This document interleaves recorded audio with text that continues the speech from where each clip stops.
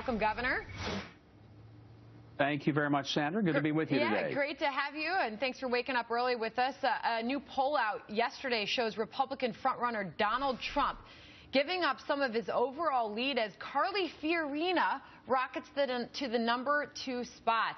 You're tied, sir, for 6th place with 6% of the vote. How will you close the gap between you and the GOP's top contenders?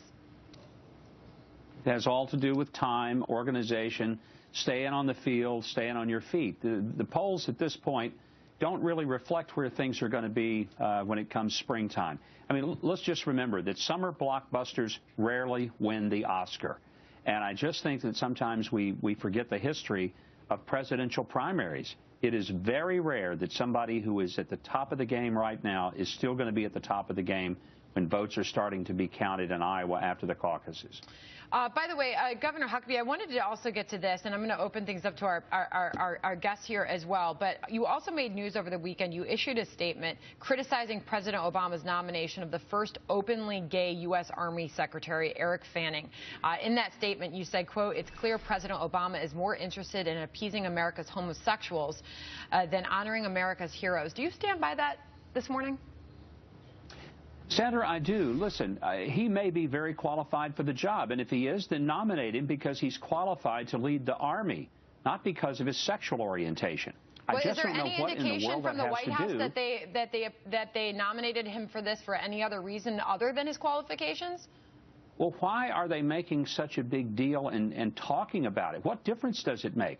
I had people who were gay who worked on my staff, who have served in my administration when I was governor. I never went around saying, hey, I've got some homosexuals that are working for me. What's the point? If they're qualified, hire them, but hire them on the basis of qualification. My point is that a person's sexual orientation is not a qualification.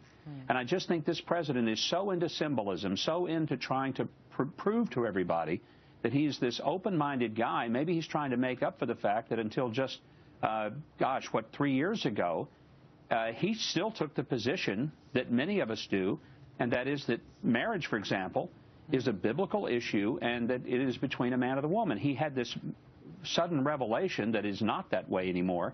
And I just feel like that the president has made this such an agenda. Well, and the agenda for the military is to focus on the best qualified people because we're talking about life and death issues. And if he thinks Eric Fanning is the best for the job, nominate him. But leave his sexual orientation out of it. Yeah, he is widely seen as very qualified for the job. Phil Carter was quoted in the Washington Post, an Iraq war veteran, senior fellow at the Center for New American Security, saying, "My sense is that the Army is over this and has been over it for quite some time. The Army cares whether you can shoot straight, not whether you are straight." But I want to move on, Governor. You have also recently been quoted saying the country needs a moral code. What did you mean by that? Well, some things are right, some things are wrong. I think the people are so frustrated that they watch Congress and the corruption. They see the White House and the corruption. People openly lie to us. They steal from us in the name of doing it in the form of government. People have their Social Security checks threatened. For years, people work and they pay in, and now somebody says, well, we're not going to really honor that promise to you. Veterans get shot at.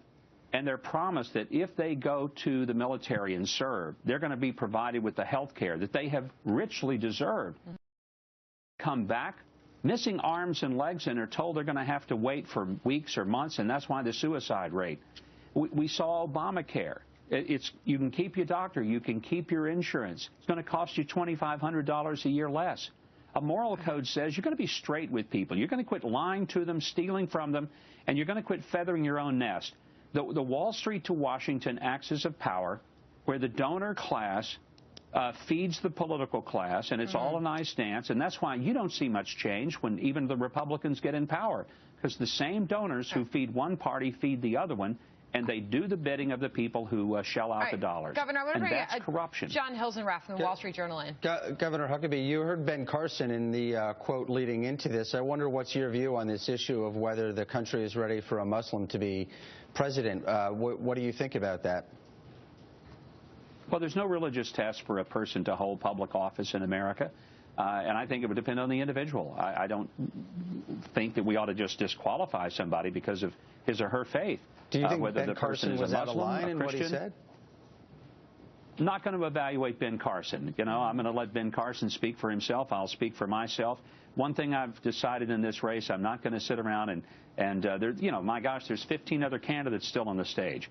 And there's no point in me trying to evaluate their comments. I'm just trying to give a little bit of airing and light to mine. All right, so Governor, here we are. We're sitting on a business program. It's early Monday morning, and I'm going to go back to something I've said often on this program and on Outnumbered on Fox News Channel. I've said that the man or woman who has voted to president of this United States this time around is going to be the most business-friendly person for this country, the one who creates an environment in which our economy can grow, jobs will grow. Are you that guy? How are you going to do that? Convince me.